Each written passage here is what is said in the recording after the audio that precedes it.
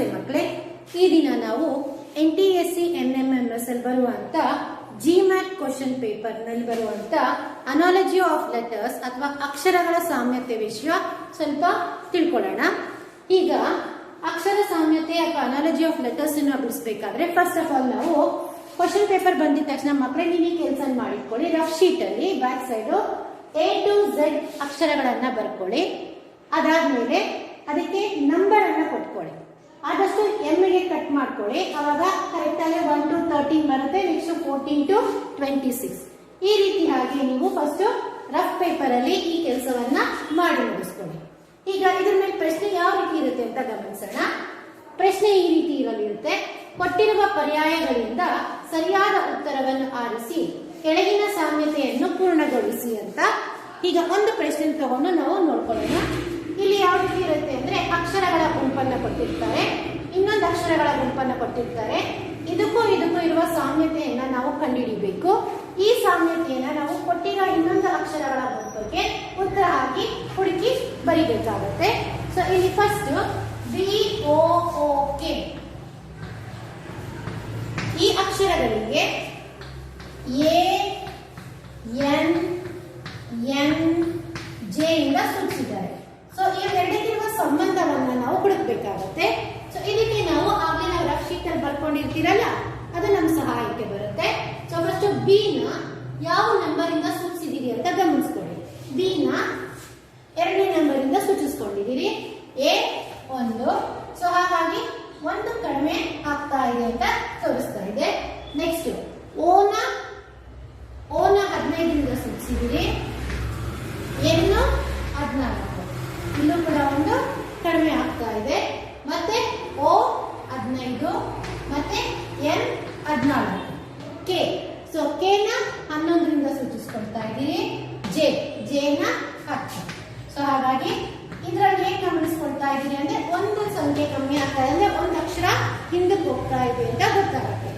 ಹಾಗಾಗಿ ಈಗ ನೀಡಿದ ಅಕ್ಷರಗಳ ಗುಂಪನ್ನ ತಗೊಳ್ಳೋಣ. PEN. ಸೊ P ಒಂದು ಅಕ್ಷರ ಹಿಂದಕ್ಕೆ ಹೋಗ್ಬೇಕು. ಸೊ P ಒಂದು ಅಕ್ಷರ ಹಿಂದೆ ಅಂದ್ರೆ O, E ಒಂದು ಅಕ್ಷರ ಹಿಂದೆ ಅಂದ್ರೆ D, N ಒಂದು ಅಕ್ಷರ ಹಿಂದೆ ಅಂದ್ರೆ M. ಸೊ ಹಾಗಾಗಿ ನಮ್ಮ ಉತ್ತರ ಏನಾಗುತ್ತೆ ODM. ಸೊ ನಾವು ಈ ಉತ್ತರನ ಬರೆಯೋ ರೀತಿ ಹೇಗಿರುತ್ತೆ ಅಂದ್ರೆ ಟಿಕ್ ಮಾರ್ಕ್ ಮಾಡೋ ಅಂತದಲ್ಲ. OMR ಶೀಟ್ ಅಲ್ಲಿ ನಾವು ಅದನ್ನ ಈ ಪ್ರಶ್ನೆ ನಂಬರ್ಗೆ ಕರೆಕ್ಟ್ ಆಗಿ ಆ 2ನೇ ಇದಕ್ಕೆ ನಾವು ರೌಂಡ್ ಅನ್ನು ಕೊಟ್ಟಿರ್ತಾರೆ. ಬ್ಲೂ ಅಥವಾ ಬ್ಲಾಕ್ ಬಾಲ್ ಪೆನ್ ಇಂದ ಅದನ್ನ ಶೇಡ್ ಮಾಡಬೇಕಾಗತ್ತೆ. ಸೊ ಈ ರೀತಿಯಾಗಿ 1ನೇ ಕ್ವಶನ್ ನೋಡಿದ್ರೆ ಈಗ ನೆಕ್ಸ್ಟ್ ಕ್ವಶನ್ ಅನ್ನ ಗಮನಿಸೋಣ. 2ನೇ ಕ್ವಶನ್ ಏನಿದೆ ಮಕ್ಕಳೇ, ಅಲ್ಲಿ 2ನೇ ಕ್ವಶನ್ SLATE ಅನ್ನೋ ಪದಗಳನ್ನ ಕೊಟ್ಟಿದ್ದಾರೆ, ಅಕ್ಷರಗಳ ಗುಂಪನ್ನ ಕೊಟ್ಟಿದ್ದಾರೆ. ಈ ಅಕ್ಷರ ಗುಂಪನ್ನ ಇದರಿಂದ ಸೂಚಿಸ್ತಾ ಇದ್ದಾರೆ. TNDX ಮತ್ತೆ J. ಈಗ ಪ್ರತಿಯೊಂದು ಗುಂಪುನು ಒಂದೇ ನಿಯಮದಲ್ಲಿ ಇರಲ್ಲ ಈ ಪ್ರಶ್ನೆಗಳು. ನಾವು ಈ ನಿಯಮನ ಹುಡುಕ್ಬೇಕಾಗುತ್ತೆ. ಇಲ್ಲಿ S ಯಾವ್ದ್ರಿಂದ ಇದೆ 19 ಇಂದ ಸೂಚಿಸ್ಕೊಂಡಿದ್ದಾರೆ. T 20 ಹಾಗಾಗಿ ಒಂದು ನಂಬರ್ ಮುಂದಕ್ಕೆ ಹೋಗಿದೆ. L ಯಾವ್ದ್ರಿಂದ ಇದೆ L 12, N 14 ಹಾಗಾಗಿ ಇಲ್ಲಿ 2 ನಂಬರ್ ಇನ್ಕ್ರೀಸ್ ಆಗ್ತಾ ಇದೆ ಅಂತ ಕಾಣಿಸುತ್ತೆ. A 1, D 4 ಹಾಗಾಗಿ 3 ಸಂಖ್ಯೆಯಿಂದ ಇನ್ಕ್ರೀಸ್ ಆಗ್ತಾ ಇದೆ. T 20, X 24 ಇಲ್ಲಿ 4 ಸಂಖ್ಯೆಗಳಿಂದ ಇನ್ಕ್ರೀಸ್ ಆಗ್ತಾ ಇದೆ. E ಬಂದು 5, J ಬಂದು 9.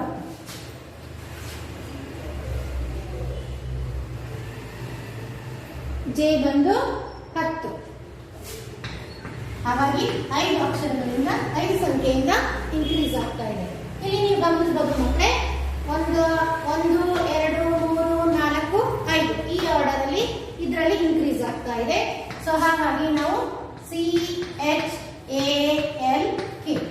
ಸೊ C ನ 1 ಸಂಖ್ಯೆಯಿಂದ ಇನ್ಕ್ರೀಸ್ ಮಾಡ್ಕೊಳ್ಳೋದು, H ನ 2 ರಿಂದ, A ನ 3, N ನ 4, K ನ 5. ಸೊ ಈ ಅಕ್ಷರಗಳಿಗೆ ಯಾವ ಸಂಖ್ಯೆಯಿಂದ ಸೂಚಿಸ್ತೀವಿ ಅಂತ ನಾವು ಈ ಬೋರ್ಡ್ ಇಂದ ನೋಡ್ಕೊಂಡು ಬರ್ಕೊಳ್ಳೋಣ.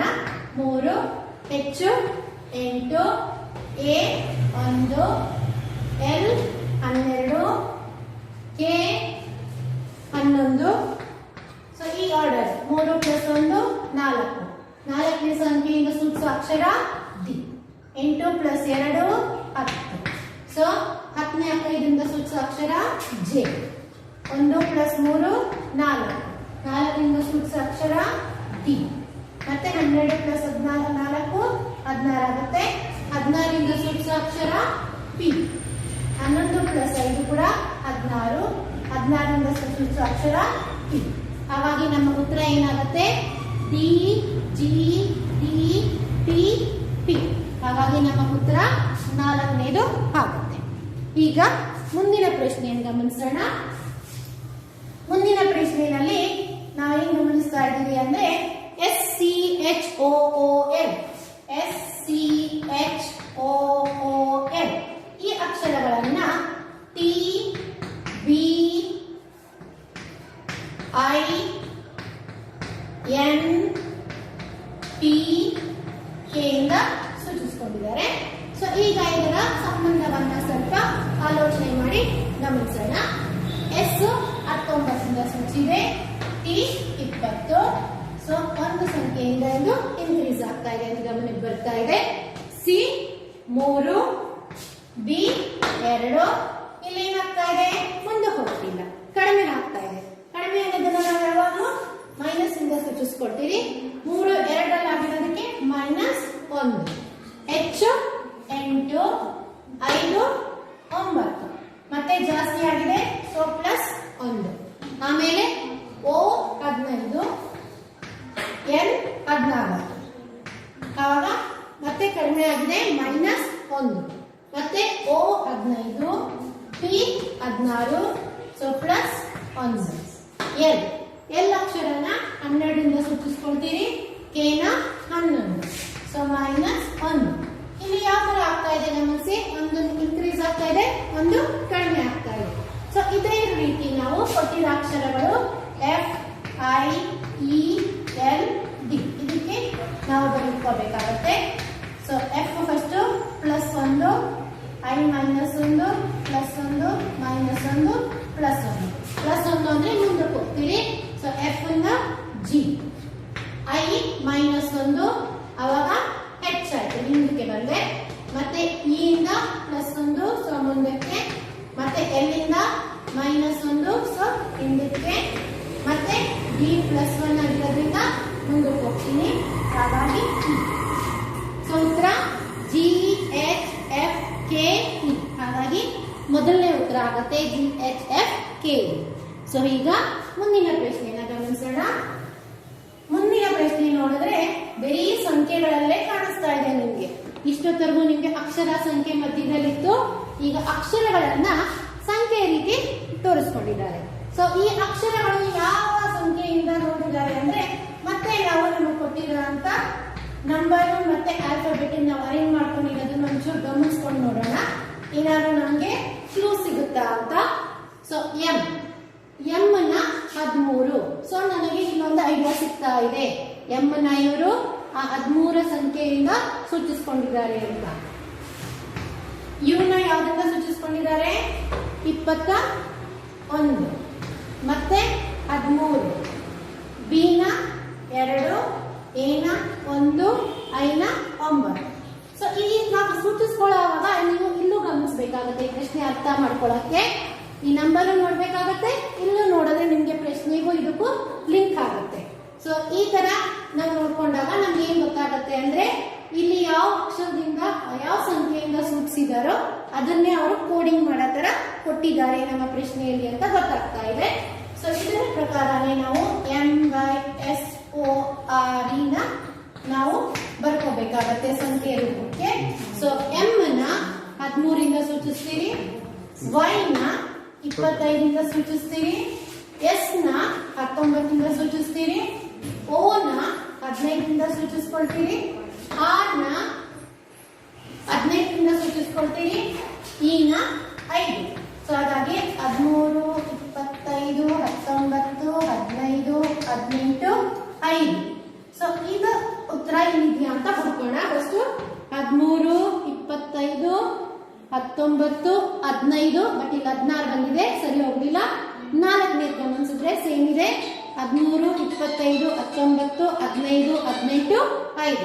ಸೊ ಇದಕ್ಕೆ ಉತ್ತರ 4ನೇದಕ್ಕೆ 4 ಆಯ್ತು. ಈಗ ಮುಂದಿನ ಪ್ರಶ್ನೆಯನ್ನ ಗಮನಿಸೋಣ. ಮುಂದಿನ ಪ್ರಶ್ನೆ ಏನಿದೆ, ನಿಮಗೆ ಸಂಖ್ಯೆ ಮತ್ತೆ ಅಕ್ಷರಗಳು ಎರಡರಲ್ಲೂ ಸೂಚಿಸಿಕೊಟ್ಟಿದ್ದಾರೆ. DESK. ಸೊ DESK ನ 5, 7, VK ಸೂಚಿಸಿದ್ದಾರೆ. ನಮ್ಗೆ ಯಾವ್ದು ಕಂಡುಹಿಡಿಯಿರಿ ಅಂತ ಹೇಳಿದ್ದಾರೆ, TASK. ಸೊ D5 ಏನಿರ್ಬೋದು, ಈ 5 D5, D ಗೆ ಇರೋ ಇದು 4, ಬಟ್ ಅವ್ರು ಏನ್ ಕೊಟ್ಟಿದ್ದಾರೆ 5. ಸೊ ಮುಂದಿನ ನೋಡಿದ್ರೆ ನಮ್ಗೆ ಒಂಚೂರು ಐಡಿಯಾ ಸಿಗ್ಬೋದು. ಈ ಇರೋದು 5, ಮತ್ತೆ ಏನಾಗಿದೆ 7 ಕೊಟ್ಟಿದ್ದಾರೆ, ಅಂದ್ರೆ 4 ಇರೋದನ್ನ 5. ಸೊ 1 ಜಾಸ್ತಿ ಮಾಡ್ಕೊಂಡಿದ್ದಾರೆ. ಈ 5, ಸೊ 2 ಜಾಸ್ತಿ ಮಾಡ್ಕೊಂಡಿದ್ದಾರೆ. ಎಸ್ ಅಕ್ಷರನ ವಿ ಇಂದ ಸೂಚಿಸಿಕೊಂಡಿದ್ದಾರೆ, ಕೆ ನ ಕೆ. ಸೊ ಇದೇ ಮೆಥಡ್ ಫಾಲೋ ಮಾಡಿ ಉತ್ತರ ಸಿಗ್ಬೋದಾ ಅಂತ ನಾವು ನೋಡೋಣ. ಈ ಲಾಜಿಕಲ್ ರೀಸನಿಂಗ್ ಅಲ್ಲಿ ನಾವು ಏನ್ ಮಾಡ್ಬೇಕಾಗುತ್ತೆ ಅಂದ್ರೆ, ಕೊಟ್ಟಿರೋ ಆಪ್ಷನ್ಸ್ ಸ್ವಲ್ಪ ಗಮನಿಸಬೇಕಾಗುತ್ತೆ. ಆಪ್ಷನ್ಸ್ ನೋಡ್ಕೊಳ್ತಾ ನಾವು ಲಾಜಿಕಲ್ ಆಗಿ ಯೋಚನೆ ಮಾಡ್ತಾ ಎರಡನ್ನೂ ತಾಳೆ ಮಾಡಿದಾಗ ನಮಗೆ ಉತ್ತರ ಸಿಗುತ್ತೆ. ಯಾವಾಗ ನಮ್ಗೆ ಡೈರೆಕ್ಟ್ ಆಗಿ ಆನ್ಸರ್ ಗೊತ್ತಾಗಿಲ್ಲ ಅನ್ನೋ ಟೈಮ್ ಅಲ್ಲಿ ನಾವು ಆನ್ಸರ್ ನ ಕೂಡ ನೋಡಿ ಟ್ರೈ ಮಾಡ್ಬೇಕಾಗತ್ತೆ ಮೆಥಡ್ ನ. ಈಗ ಟಿ 20. ಸೊ ಇಲ್ಲಿ ಏನ್ ಮಾಡಿದ್ದಾರೆ, 1 ಜಾಸ್ತಿ ಆಗಿದೆ. ಸೊ ಆ ಮೆಥಡ್ ಫಾಲೋ ಮಾಡಿ ನೋಡೋಣ ಉತ್ತರ ಸಿಗುತ್ತಾ ಅಂತ. 21 ಅಂದ್ರೆ ನಂಬರ್ 21 ಇದೆ, ಸಂಖ್ಯೆಯಲ್ಲಿ ಇದೆಯಲ್ಲ. ಸೊ ಸಂಖ್ಯೆ 21 ಆಗ್ತಾ ಇದೆ. ಎ ಇಲ್ಲಿ 5 + 2 7 ಆಯ್ತು. ಎ 1 ಇರೋದ್ರಿಂದ +2 ಹಾಕಿ ನೋಡ್ತೀನಿ, 3.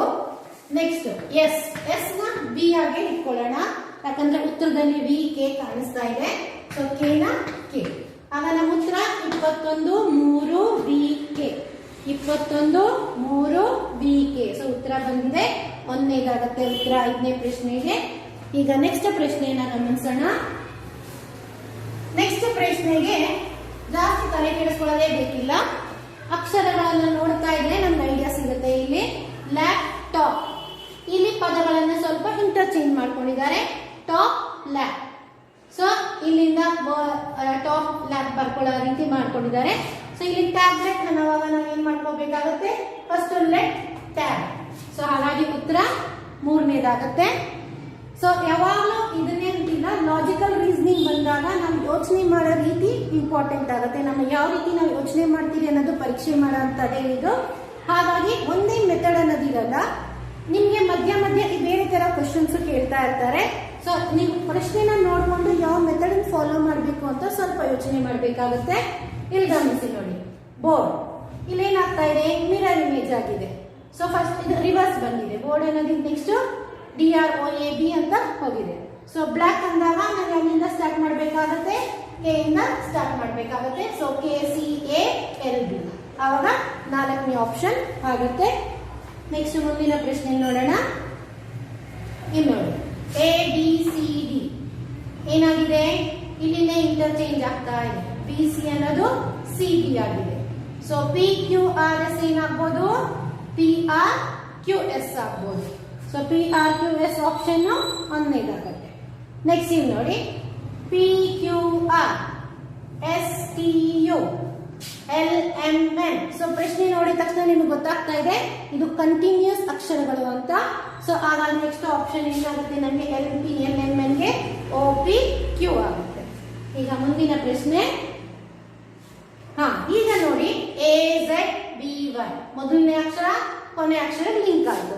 ಅವಾಗ ನಮಗೆ ಗೊತ್ತಾಗಬೇಕು ನನಗೆ ಈ ಮೆಥಡ್ ಅಲ್ಲ ಇನ್ನೂ ಒಂದು ಮೆಥಡ್ ಬೇಕಿದೆ ಅಂತ. ಈ ಮೆಥಡ್ ಗೆ ನಾವು ಏನ್ ಮಾಡ್ಕೋಬೇಕು, M ಇಂದ ಇಲ್ಲಿಂದ ಸ್ಟಾರ್ಟ್ ಮಾಡ್ಕೊಳ್ಳೋಣ. NOPQRSTUVWXYZ ಅಂದ್ರೆ ರಿವರ್ಸ್ ಆಲ್ಫಾಬೆಟ್ಸ್ ಬರಬೇಕು. ಈಗ ಪ್ರಶ್ನೆ ಗಮನಿಸಿದ್ರೆ ನಮ್ಗೆ ಐಡಿಯಾ ಸಿಗುತ್ತೆ. AZBY ಫಾರ್ವರ್ಡ್ ರಿವರ್ಸ್ ಅಕ್ಷರನ ಅವರು ಪೇರ್ ಮಾಡಿದ್ದಾರೆ. ನೆಕ್ಸ್ಟ್ CXDW ಪೇರ್ ಮಾಡಿದ್ದಾರೆ.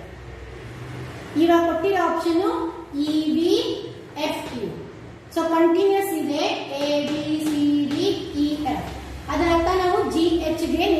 ನೋಡ್ಬೇಕಾಗತ್ತೆ. ಸೊ ಜಿ ಗೆ ಏನಾಗುತ್ತೆ, ಟಿ, ಎಚ್ ಗೆ ಎಸ್. ಸೊ ನಮ್ಮ option G T H S ಆಗುತ್ತೆ. ಸೊ ಕೆಲವು ಸತಿ ರಿವರ್ಸ್ ಇದನ್ನು ಕೂಡ ಗಮನಿಸಬೇಕಾಗತ್ತೆ. ಈ ಪ್ರಶ್ನೆ ಗಮನಿಸೋಣ. A B C D. So Z ಬಂದಾಗ ನಮ್ಗೆ ಗೊತ್ತಾಗಬೇಕು ರಿವರ್ಸ್ ಆರ್ಡರ್ ನೋಡ್ಬೇಕಾಗತ್ತೆ ಅಂತ. Z Y X W. So A ನ ಝೆಡ್ ತೋರಿಸಿದ್ದಾರೆ, ಬಿ ನ ವೈ, ಸಿ ನ ಎಕ್ಸ್, ಡಿ ನ ಡಬ್ಲ್ಯೂ. ಬಟ್ ರಿವರ್ಸ್ ಆಪ್ಷನ್ ಅಲ್ಲಿ ಇದೆ A B C D Z Y X W ಈ ತರ. ಆವಾಗ H I J K, H I J K ಅವಾಗ ಏನಾಗುತ್ತೆ, S R Q P option ಆಗುತ್ತೆ. So S R Q P ಅಂದ್ರೆ ಸೆಕೆಂಡ್ ಆಪ್ಷನ್ ಆಯ್ತು. ಸೊ ಮುಂದಿನ ಪ್ರಶ್ನೆ ನೋಡೋಣ. ಮುಂದಿನ ಪ್ರಶ್ನೆ ಮತ್ತೆ A B C D W X Y Z. ಈಗ ಎ ಬಿ ಸಿ ಡಿಗೆ ಉಲ್ಟಾ ಹೋಗಿದ್ದಾರೆ, W X Y Z. Last ಪ್ರಶ್ನೆ ಎ ಗೆ ಝೆಡ್, ಬಿ ಗೆ ವೈ ಇತ್ತು. ಈಗ ರಿವರ್ಸ್ ಆರ್ಡರ್ ಹೋಗಿದೆ. ಸೊ ನಾವು ಅದನ್ನ ಗಮನಿಸಬೇಕಾಗುತ್ತೆ, ಗಮನಿಸಿ ನಾವು ಉತ್ತರವನ್ನ ಕೊಡಬೇಕಾಗುತ್ತೆ. J K L M. So reverse option ಏನಾಗುತ್ತೆ, N O P Q. So N O P Q ಈ ಪ್ರಶ್ನೆಗೆ ಉತ್ತರ ಆಗುತ್ತೆ. ಸೊ ಈಗ ನಾವು ಮುಂದಿನ ಪ್ರಶ್ನೆ ನೋಡ್ಕೊಳ್ಳೋಣ. ಮುಂದಿನ ಪ್ರಶ್ನೆ ನಾನು ಕ್ವಶನ್ ಪೇಪರ್, ಹೋದ ವರ್ಷದ ಕ್ವಶನ್ ಪೇಪರ್ ಇಂದ ತಯಾರಿಸ್ಕೊಂಡಿದ್ದೀನಿ. ಹೋದ ವರ್ಷ ಕ್ವಶನ್ ಪೇಪರ್ 2019 NMMS ಅಲ್ಲಿ ಸುಮಾರು 3 ಪ್ರಶ್ನೆ ಇದೇ ರೀತಿ ಇದ್ರ ಮೇಲೆ ಬಂದಿದೆ. ಅನಾಲಜಿ ಆಫ್ ಲೆಟರ್ ಅಥವಾ ಅಕ್ಷರಕ ಸಾಮ್ಯತೆ ಮೇಲೆ ಇದೆ. ಈ ಅಕ್ಷರಕ ಸಾಮ್ಯತೆ ಮೇಲೆ ಇರುವ ಲಾಸ್ಟ್ ಇಯರ್ ಕ್ವಶನ್ ಪೇಪರ್ ಅನ್ನ ಬಿಡಿಸಿ ನೋಡೋಣ. ಸಿಇಎಚ್ ಅನ್ನ ಇ ಜೆ ವೈ ಇಂದ ಸೂಚಿಸಿಕೊಂಡಿದ್ದಾರೆ. ಸೊ ಇದನ್ನ ನೋಡಿದಾಗ ನಾವು ಫಸ್ಟ್ ಸಂಖ್ಯೆಗಳನ್ನು ಹಾಕೊಂಡು ನೋಡೋಣ, ನಮ್ಗೆ ಏನಾರ ಐಡಿಯಾ ಸಿಗುತ್ತಾ ಹೇಗೆ ಮಾಡಬೇಕು ಅಂತ. C 3 E 5. ಸೊ 2 ನಂಬರ್ ಇಂದ ಇನ್ಕ್ರೀಸ್ ಆಗಿದೆ ಅಂತ ಗೊತ್ತಾಗ್ತಿದೆ. E 5 J 10. ಸೊ 5 ಸಂಖ್ಯೆಯಿಂದ ಇನ್ಕ್ರೀಸ್ ಆಗಿದೆ ಅಂತ ಗೊತ್ತಾಗ್ತಿದೆ. ಎಚ್ 8 ಮತ್ತೆ ಇದು 25. ಸೊ ಎಷ್ಟಿಂದ ಆಗುತ್ತೆ, ಆಲ್ಮೋಸ್ಟ್ 25 ಮೈನಸ್ 8 ಹಾಗಾದ್ರೆ 17 ಇಂದ ಇನ್ಕ್ರೀಸ್ ಆಗಿದೆ. ಸೊ ಇದೇ ಮೆಥಡ್ ಫಾಲೋ ಮಾಡಿ ನಮ್ಗೆ ಉತ್ತರ ಸಿಗುತ್ತಾ ಅಂತ ಟ್ರೈ ಮಾಡಿ ನೋಡೋಣ. A G D. A 1 plus 2 ಅಂದ್ರೆ 3, ಮೂರನೇದು ಅಂದ್ರೆ ಸಿ. ನನಗೆ ಸಿ ಅಲ್ಲಿ ಉತ್ತರ ಇದೆಯಾ ಅಂದ್ರೆ ಇದೆ. ಸೊ ನಾವು ಮಾಡ್ತಿರೋ ಮೆಥಡ್ ಕರೆಕ್ಟ್ ಅನ್ನೋದು ಒಂಚೂರು ಹಿಂಟ್ ಸಿಗುತ್ತೆ ನಮಗೆ. ನೆಕ್ಸ್ಟ್ ಜಿ ನ ಸೊನ್ನೆಯಿಂದ ಸೂಚಿಸ್ಕೊಳ್ತೀರಿ. ಮತ್ತೆ ಇದಕ್ಕೆ 5 ಹಾಕೊಂಡಾಗ 12 ಆಯ್ತು. 12ನೇದು ಅಂದ್ರೆ ಯಾವ ಅಕ್ಷರ ಆಗುತ್ತೆ, ಎಲ್ ಆಗುತ್ತೆ. ಮತ್ತೆ 17 ಡಿ ಅಕ್ಷರ 4 ಪ್ಲಸ್ 7 ಅಂದ್ರೆ ಎಷ್ಟಾಯ್ತು, 21. 21ರಿಂದ ಬರೋ ಅಕ್ಷರ ಯಾವುದು, U. So C L U. So ಈ ಉತ್ತರ ಇದೆಯಾ, ಇದೆ. ಈಗ ಎರಡನೇ ಪ್ರಶ್ನೆ ಗಮನಿಸೋಣ. ಎರಡನೇ ಪ್ರಶ್ನೆಯಲ್ಲಿ ಬಿ ಕೆ ಎನ್ ಟಿ ಯಾವ್ದಿಂದ ಸೂಚಿಸಿದೆ ಅಂತ ನಾವು ಕಂಡುಹಿಡ್ಕೋಬೇಕಾಗುತ್ತೆ. ಕೊಟ್ಟಿರೋದೇನು, T P D G. T ನ ಯಾವ್ದಿಂದ ಸೂಚಿಸ್ಕೊಂಡಿದ್ದಾರೆ, 7, ಪಿ ನ 11, ಡಿ ನ 4, ಜಿ ನ 7. ಇಲ್ಲಿ ನಾವು ಪ್ರಶ್ನೆ ಗಮನಿಸುವಾಗಲೇ ನಮಗೆ ಒಂಚೂರು ಗೊಂದಲ ಬರುತ್ತೆ. ಟಿ ಮತ್ತೆ ಜಿ ಎರಡನ್ನೂ 7ಇಂದಾನೇ ಸೂಚಿಸ್ಕೊಂಡಿದ್ದಾರೆ. ಇದು ಹೇಗಪ್ಪ ಅಂತ ನಾವು ಯೋಚನೆ ಮಾಡಬೇಕಾಗುತ್ತೆ. ಸೊ ಇದು ಯೋಚನೆ ಮಾಡೋಕ್ಕೆ ನಾವು ಏನ್ ಮಾಡೋಣ, ಈ ಸಂಖ್ಯೆಗಳನ್ನ ಸಹಾಯ ಪಡ್ಕೊಳ್ಳೋಣ. ಟಿ ನ ಆಕ್ಚುಲಿ 20ಇಂದ ಸೂಚಿಸ್ಕೊಳ್ಳೋದು. ಈ ಟಿ ನ ನಾವು ಡೈರೆಕ್ಟ್ ಆಗಿ ತಗೊಂಡಾಗ 20ಇಂದ ಸೂಚಿಸ್ಕೊಳ್ತೀವಿ. ಸೊ ರಿವರ್ಸ್ ಇಂದ ಏನಾಗ್ಬೋದು ಅನ್ನೋದು ಗಮನಿಸ್ಕೊಳ್ಳೋಣ. ಟಿ ಮತ್ತೆ ಜಿ ರಿವರ್ಸ್ ಅಲ್ಲಿ ಸೇಮ್ ಬರುತ್ತೆ. ಸೊ ಜಿ ಮತ್ತೆ ಟಿ ಗೆ 7 ನಂಬರ್ ತರ ತೋರಿಸ್ತಾ ಇದ್ದಾರೆ. ಸೊ ಟಿ ರಿವರ್ಸ್ ಅಲ್ಲಿ 7. ಸೊ ಈ ಟಿ ಏನಾಗಿದೆ, ರಿವರ್ಸ್ ಸಂಖ್ಯೆಯನ್ನು ಸೂಚಿಸ್ತಾ ಇದೆ. ಸೊ ಇದಕ್ಕೆ ನಾನು ರಿವರ್ಸ್ ನ ಅಂತ ಹಾಕೊಳ್ತೀನಿ. ಮತ್ತೆ ಪಿ ಏನಾಗಿದೆ, ನಿಜವಾಗ್ಲೂ ನಂಬರು 16, ಬಟ್ ಅದು ಯಾವ್ದು ಸೂಚಿಸಿದ್ದಾರೆ, 11. ಸೊ ಮತ್ತೆ ರಿವರ್ಸ್ ನೋಡ್ತೀನಿ. ರಿವರ್ಸ್ ನೋಡಿದಾಗ ನನಗೆ ಕೆ ನಂಬರ್ಗೆ ರಿವರ್ಸ್ ಆಗುತ್ತೆ. ಸೊ ಅದು 11ರಿಂದ ಸೂಚಿಸಿದ್ದಾರೆ. ಇದು ಕೂಡ ರಿವರ್ಸ್ ಆರ್ಡರ್ ಅಲ್ಲಿ ಸೂಚಿಸಿದ್ದಾರೆ ಅಂತ ಗೊತ್ತಾಗ್ತಿದೆ. ಡಿ 4, ಸೊ ಇದು ಡೈರೆಕ್ಟ್ ಆಗಿ ಸೂಚಿಸಿದ್ದಾರೆ ಅಂತ ಗೊತ್ತಾಗ್ತಾ ಇದೆ. ಮತ್ತೆ ಜಿ ಕೂಡ 7 ಸೂಚಿಸಿಕೊಂಡಿದ್ದಾರೆ ಡೈರೆಕ್ಟ್. ಸೊ ಏನ್ ಮಾಡಿದ್ದಾರೆ, 2 ಡೈರೆಕ್ಟ್ ಕೊಟ್ಟಿದ್ದಾರೆ, 2 ರಿವರ್ಸ್ ಕೊಟ್ಟಿದ್ದಾರೆ. ಸೊ ಈಗ ಬಿ ಗೆ ರಿವರ್ಸ್ ಯಾವುದು ಅನ್ನೋದು ನೋಡೋಣ. ಬಿ ಎಲ್ಲಿ ಬರುತ್ತೆ, ಇಲ್ಲಿ ಬರುತ್ತೆ ಇ ಜೊತೆಗೆ. ಸೊ ಅದು 5 ಆಗುತ್ತೆ. ಸೊ ಈಗ ಉತ್ತರ ನೋಡ್ಕೊಳ್ಳೋಣ ಏನಾದ್ರು ಕರೆಕ್ಟ್ ಇದೆಯಾ ಅಂತ. ಮೊದಲನೇ ಅಕ್ಷರ 5 ಬಂದಿರೋದ್ರಿಂದ ಎಲ್ಲ ಕರೆಕ್ಟ್ ಇದೆ ಅಂತ ಒಂದು ಹಿಂಟ್ ಸಿಗ್ತಾ ಇದೆ. ನೆಕ್ಸ್ಟ್ ಕೆ ನ ಡೈರೆಕ್ಟ್ ಅಂದ್ರೆ 11, ಬಟ್ ಕೆ ಇರೋದು ಯಾವ್ದ್ರ ಜೊತೆಗೆ, ಪಿ ಜೊತೆಗೆ. ಪಿ ನ ನಂಬರು 16. ಸೊ ರಿವರ್ಸ್ ಅಲ್ಲಿ ನಾವು ಪಿ ನಂಬರ್ ಕೊಡ್ಬೇಕಾಗತ್ತೆ, ಅದು 16. ಎನ್ ಡೈರೆಕ್ಟ್, ಸೊ ಎನ್ ನ ಡೈರೆಕ್ಟ್ ವ್ಯಾಲ್ಯೂ 14 ಆಗುತ್ತೆ. ಮತ್ತೆ ಟಿ ಕೂಡ ಡೈರೆಕ್ಟ್ 20. ಅವಾಗ ಅದಕ್ಕೆ ಉತ್ತರಗಳೇನಾಯ್ತು, 5, 16, 14, 20. ಈ ಆಪ್ಷನ್ ಇದೆಯಾ ಅಂತ ಗಮನಿಸೋಣ. ಸೊ 5, 16, 14, 20 ಇದೆ. ಸೊ ಈ ರೀತಿ ನಮ್ಮ ಯೋಚನಾ ಶಕ್ತಿಯನ್ನ ಅವರು ಯಾವ ರೀತಿ ನಾವು ಈ ಕೊಟ್ಟಿರೋ ಪ್ರಶ್ನೆಯನ್ನ ನಾವು ಯಾವ ರೀತಿ ಕಾನ್ಸೆಪ್ಟ್ ನ ಅನಾಲಿಸಿಸ್ ಮಾಡ್ತೀರಿ, ಇಂಟರ್ಪ್ರಿಟ್ ಮಾಡ್ತೀರಿ ಅನ್ನೋದನ್ನ ಇಲ್ಲಿ ಎಷ್ಟು ಚೆನ್ನಾಗಿ ಗಮನಿಸಿದ್ದಾರೆ ನೋಡಿ. ಒಂದು ಕತೆ ರಿವರ್ಸ್, ಇನ್ನೊಂದು ಕಡೆ ಡೈರೆಕ್ಟ್. ಸೊ ಪ್ರತಿಯೊಂದು ಪ್ರಶ್ನೆಯಲ್ಲೂ ನಾವು ಕೇಳೋ ರೀತಿ ಪ್ಯಾಟರ್ನ್ ಸ್ವಲ್ಪ ವಿಭಿನ್ನವಾಗಿ ಇರುತ್ತೆ. ಅದನ್ನ ನಾವು ಗಮನಿಸಿಕೊಂಡು ಸ್ವಲ್ಪ ಕ್ವಶನ್ ಮತ್ತೆ ಉತ್ತರವನ್ನ ನೋಡಿಕೊಂಡು ಕ್ವಶನ್ ಅನ್ನ ಅನಾಲಿಸಿಸ್ ಅನ್ನ ಮಾಡ್ತಾ ಹೋಗ್ಬೇಕಾಗುತ್ತೆ. ಈಗ ನೆಕ್ಸ್ಟ್ ಪ್ರಶ್ನೆಯನ್ನ ಗಮನಿಸೋಣ. ನೆಕ್ಸ್ಟ್ ಪ್ರಶ್ನೆ ಏನಿದೆ, P Q R. P Q R ಅನ್ನ ಯಾವ್ದ್ರಿಂದ ಸೂಚಿಸಿಕೊಂಡಿದ್ದಾರೆ, ಎಸ್, ಎಂ ಮತ್ತೆ ಡಬ್ಲ್ಯೂ. ಸೊ ಪಿ ಅಂದ್ರೆ 16, ಎಸ್ ಅಂದ್ರೆ 19. ಸೊ ಏನಾಯ್ತು, 3 ಸಂಖ್ಯೆಯಿಂದ ಇನ್ಕ್ರೀಸ್ ಆಗಿದೆ. ಕ್ಯೂ ಬಂದ್ಬಿಟ್ಟು 17, ಎಂ ಬಂದು 13. ಸೊ ಏನ್ ಗೊತ್ತಾಗ್ತಾ ಇದೆ, ಇಲ್ಲಿ ಕಡಿಮೆ ಆಗ್ತಾ ಇದೆ ಅಂತ ಗೊತ್ತಾಗ್ತಾ ಇದೆ. 17ರಿಂದ 13 ಮೈನಸ್ ಮಾಡಿದ್ರೆ 4 ಕಡಿಮೆ ಆಗಿದೆ ಅಕ್ಷರಗಳು. ಮತ್ತೆ ಆರ್ ಬಂದು 18, ಡಬ್ಲ್ಯೂ ಬಂದು 23. ಸೊ 5 ಅಕ್ಷರಗಳಿಂದ 5 ಸಂಖ್ಯೆಯಿಂದ ಮುಂದಕ್ಕೆ ಹೋಗಿದೆ ಅಂತ ಕಾಣಿಸ್ತಾ ಇದೆ. ಈಗ ನೆಕ್ಸ್ಟ್ ಇರುವಂತ pattern E F G. So E 5ರಿಂದ ಸೂಚಿಸ್ಕೋಬಹುದು, ಪ್ಲಸ್ 3. ಸೊ 5 + 3 ಅಂದ್ರೆ 8 ಅಂದ್ರೆ ಹೆಚ್ ಅಕ್ಷರ. ಸೊ ಉತ್ತರನ ಗಮನಿಸಿದ್ರೆ ಪ್ರತಿ ಇದ್ರಲ್ಲೂ ಹೆಚ್ಚಿದೆ. ಸೊ ಮೆಥಡ್ ಒಂದು ಸ್ವಲ್ಪ ಕರೆಕ್ಟ್ ಟ್ರ್ಯಾಕ್ ಅಲ್ಲಿ ಇದೆ ಅಂತ ಗೊತ್ತಾಗ್ತಾ ಇದೆ. ಎಫ್ ಆರ್ ಇಂದ ಸೂಚಿಸಿಕೊಂಡಿದ್ದಾರೆ, -4 ಅಂದ್ರೆ 2ನೇ ಸಂಖ್ಯೆ ಅಕ್ಷರ ಆಗುತ್ತೆ. ಅದು ಬಿ. ಜಿ ಅಕ್ಷರ 7ರಿಂದ ಸೂಚಿಸ್ತೀವಿ, ಪ್ಲಸ್ 5. ಸೊ 12 ಅಂದ್ರೆ ಎಲ್. ಹಾಗಾಗಿ H B L. So H B L ಉತ್ತರ ಯಾವ್ದಾಗುತ್ತೆ, 4ನೇ ಉತ್ತರ ಆಗುತ್ತೆ. ಸೊ ಈ ರೀತಿಯಾಗಿ ನಾವು 2019ನೇ ಕ್ವಶನ್ ಪೇಪರ್ ಇಂದ ಒಂದು 3 ಪ್ರಶ್ನೆ ಆಯ್ದು ಮಾಡಿದ್ದೀನಿ. ನೀವು ಈ ಪ್ರಶ್ನೆಗಳನ್ನ ನೀಡಿರುವ ಪುಸ್ತಕದಿಂದ ಇನ್ನೊಂದಷ್ಟು ಅಭ್ಯಾಸ ಮಾಡಿದ್ರೆ practice makes A man perfect ಅನ್ನೋದು ನಮ್ಗೆ ಗೊತ್ತೇ ಇದೆ. ಸೊ ಈ ರೀತಿ ನೀವು ಅಭ್ಯಾಸ ಮಾಡ್ತಿದ್ರೆ ಪ್ರತಿ ಪ್ರಶ್ನೆನ ಯಾವ ರೀತಿ ಹ್ಯಾಂಡಲ್ ಮಾಡಬಹುದು, ನಿಮ್ಮ ಯೋಚನೆ ಮಾಡೋ ರೀತಿ ಯಾವ್ದು ಅಂತ ನಿಮ್ಗೆ ಇನ್ನೂ ಅರ್ಥ ಆಗುತ್ತೆ.